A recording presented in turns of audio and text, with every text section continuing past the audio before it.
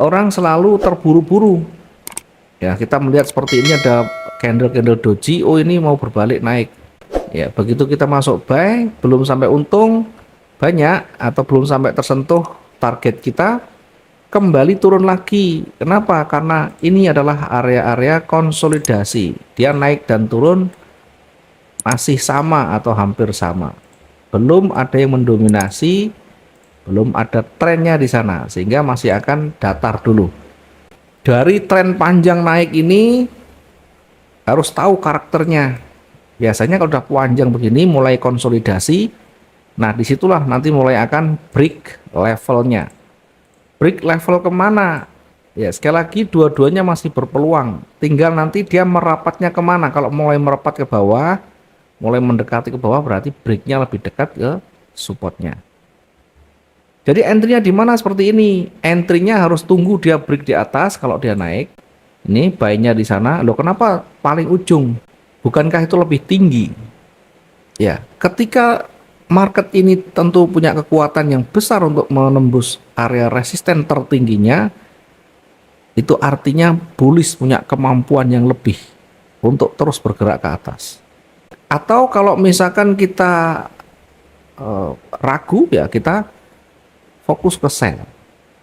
Tapi kalau kita hanya fokus pada satu titik, tentunya peluangnya akan semakin kecil. Nah, kita bisa menggunakan dua area ini, atas bawah. Nanti begitu tersentuh, kita recover dengan sell stop di bawahnya. Misal, kita tempatkan di sana buy atau buy stop. Misalkan di sini kita menempatkan posisi buy. Targetnya silakan diukur 500 atau 600, di atasnya boleh. Target tidak usah jauh-jauh, tidak usah ribuan, ambil 500-600 yang sangat ideal. Artinya bisa didapatkan dengan baik. Resiko taruh di bawahnya, kita boleh menempatkan resiko SL di sumbunya di sini, atau kita tempatkan di 400 misalkan. Nah, 400 itu kira-kira di sini. Boleh saja kita menempatkan SL-nya misalkan di sini. Nah, di 400 ini SL. Jadi kalau nanti tersentuh, kemudian ternyata marketnya tidak naik, turun, ya sudah resiko yang sudah kita siapkan. Jadi jangan pernah berharap ketika kita entry buy pasti akan naik. Tidak ada ceritanya, tidak ada sejarahnya. Orang trading itu ketika menganalisa akan langsung sesuai. Bisa jadi kita boleh SL kan di sini, atau kita bisa pending di sini pakai sell stop misalkan. Ini contoh ya, tidak selalu diikuti, pakai yang mana yang nyaman. Bisa recovery dengan sell stop 2 kali lotnya misalkan. Targetnya di mana? Targetnya ambil di bawah sini ya, di area supportnya di sini. Sehingga kalaupun nanti ternyata berbalik turun sampai panjang, kita masih bisa profit dengan baik. Kenapa kita tempatkan di sini? Karena sekali lagi ini berada di ujung paling tinggi, tentu berpeluang akan koreksi, ya akan terkoreksi walaupun tidak panjang ke bawah. Setidaknya ketika sudah tersentuh dan bergerak turun, bisa mengcover, bisa merecover kerugian yang di atas. Nih, kita juga bisa menempatkan posisi sell yang berada di bawah dari resisten. Karena di bawah ini banyak sumbu, maka sebenarnya yang paling aman itu berada di bawah sumbunya. Ini selnya di sini. Ini yang paling aman sebenarnya ya, di bawah level psikologis di sini. Karena kalau kita menempatkan di sini, ini masih ada sumbunya, atau kita bisa menempatkan terlalu dekat, misalkan di bawahnya support sini, targetnya di sumbu bawah sini boleh. Mengingat range yang kemarin cukup pendek. Range-nya kemarin itu kalau kita ukur dari high dan low-nya ini di sini. Nah, sehingga kalau kita menggunakan mengacu pada range yang kemarin, kira-kira ya bergerak turun sampai di sini saja. Maka kalau kita menempatkan sell-nya di sini, berpeluang akan memantul, akan sangat beresiko. Sehingga kita tetap mengikuti teknikalnya. Kita bisa menggunakan di sini di bawah support yang kita garis ini, Kemudian targetnya nanti yang paling dekat itu di sini, di sumbu yang ini, yang merah, atau berada di sini. Ya. Boleh di sini atau di sumbunya di sini. Kalau berada di sumbunya, maka target kita tidak banyak, sekitar 300. Kalau berada di bawahnya, ya sekitar 500. Ini yang realistis. Masih bisa dijangkau dengan baik ya. Apalagi hari ini ada news yang cukup berdampak besar. Jadi cara menempatkannya harus begini. Salah satu boleh arahnya kemana dulu ya. Kalau nanti misalkan bergerak ke atas ya fokus ke buy. Fokus ke buy, selnya ditutup, sel atau sell stopnya ditutup. Sekarang kita perhatikan yang buy-nya. Kalau dia break dari resistennya. Karena kondisinya masih datar, tidak bisa kita cari pembalikan. Ini masih datar, tidak bisa cari pembalikan. Pembalikan itu kita bisa dapatkan kalau dia sudah ada tren, misalkan begini. Nah, sudah tren begini, berada di area resisten atau supportnya, atau range-nya sudah terpenuhi, maka baru kita mencari tanda pembalikan di sini. Itu nanti baru kita masuk ke trigger lagi. Ke triggernya apa? Pembalikan. Tanda-tandanya apa? Mungkin rejeksi, penolakan, mungkin perubahan warna, mungkin juga ada loss momentum. Nah, contoh lain begini. Ini contoh yang pertama seperti ini ya. Nanti kita bisa menempatkan, pasti di antara itu akan kena. Karena masih konsolidasi, range satu hari itu masih cukup. Kalau dia bergerak naik, kalau kita menggunakan range ini, target sampai di ujung atas ini masih bisa. Ya, dari buy di situ targetnya kalau cuma 500 masih bisa. Ya, hampir 500 atau dinaikkan sedikit enggak masalah. Yang penting targetnya masih realistis, masuk akal.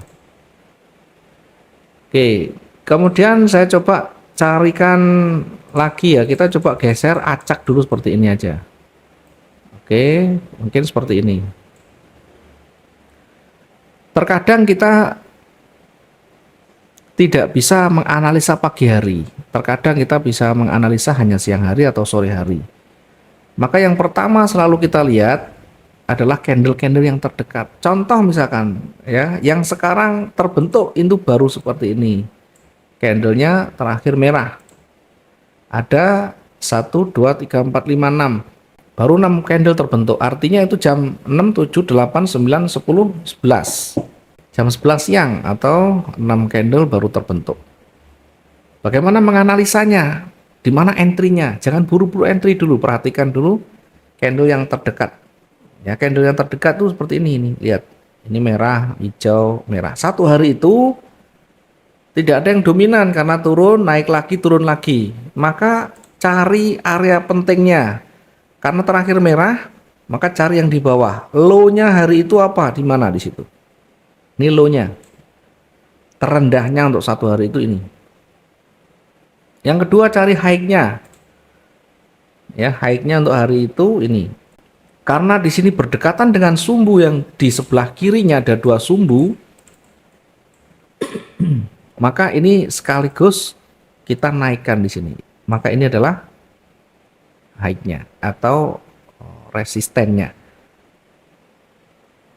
Maka yang pertama ini karena tidak ada tren, masih konsolidasi, trigger yang kita gunakan hanya bisa menggunakan break. Trigger yang kita gunakan adalah break levelnya, break di atas atau break di bawah. Ini break di atas atau break di bawah.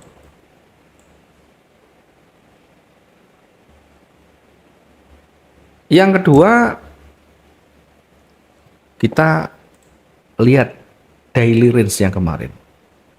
Tertinggi dan terendah satu hari kemarin itu di sini. Ini high-nya, ini low-nya. Gunanya untuk apa? Untuk mengukur nanti kira-kira sampai di mana kalau dia bergerak turun atau break. Misalnya kita menempatkan posisi sell di bawah level hari ini. Atau kalau di situ ada support lagi, ya kita turunkan di sini. Jangan lupa untuk menarik dari titik running itu ke area entry kita jangan lebih dari 500. Nah, kalau cuma 500 lebih sedikit oke lah, jangan terlalu jauh. Nah, biasanya kalau di atas 500 saya selalu tarik di atasnya, lebih baik di atasnya. Ambil kira-kira 300-an dari titik runningnya ya, dari titik runningnya. Apakah tidak beresiko di situ? Di situ ada support. Ya, memang beresiko di situ. Lebih beresiko. Ada di atas yang terdekat hari itu di sini. Nah, ini juga ada support lagi. Tapi kalau kita taruh di bawahnya lagi, di bawah sumbu, jarak terlalu jauh dengan runningnya. Maka yang ideal ya di sini.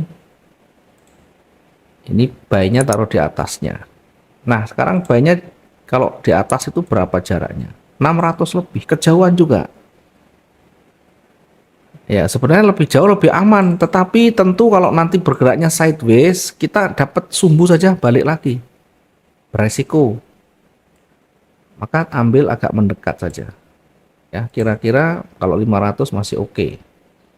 Ya, sebenarnya di bawah itu juga 500 masih oke di sini. Yang terpenting targetnya masih bisa kita dapatkan di area pentingnya. Targetnya nanti kalau bawah di mendekati support yang terdekat di sebelah kirinya ya, tentu masih cukup ini ya. Kalau kita tarik dari range-nya, dari tertingginya satu hari itu, maka kira-kira sampai di sini atau berada di support di sini pergerakan turunnya, sehingga kita menempatkan target masih cukup panjang. Di sini bisa gitu ya, ambil di antara 500 dan 600 dari titik entry-nya. Oke, 500 atau 600 oke.